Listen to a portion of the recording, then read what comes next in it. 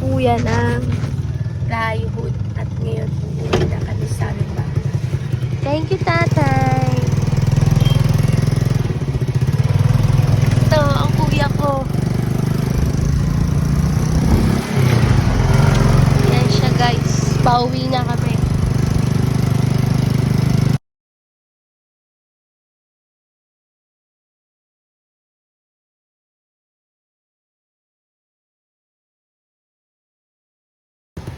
Tara na, bilhin tayo pako.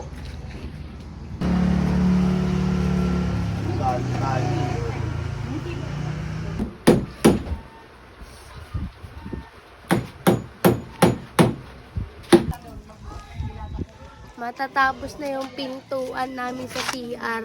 Ginagawa na ni Kuya. Outfit check. Saan lakad mo, te? Tapos na guys. Kapatid naming Napalo. napakakulit. Talo pa yung pagkamalulidikdik. Ayan po yung nanay namin na sumira sa pintuan namin sa CR. Wow. Galit pa siya, oh. Yan, tapos na yung ginawa niyang pinto. Umbisa na sa rep. Ay sa may washing. Ikakabit na po ni Kuya ngayon yung aming pinto. Ayan siya, guys. Dapat din sa may ano ko. Oo nga.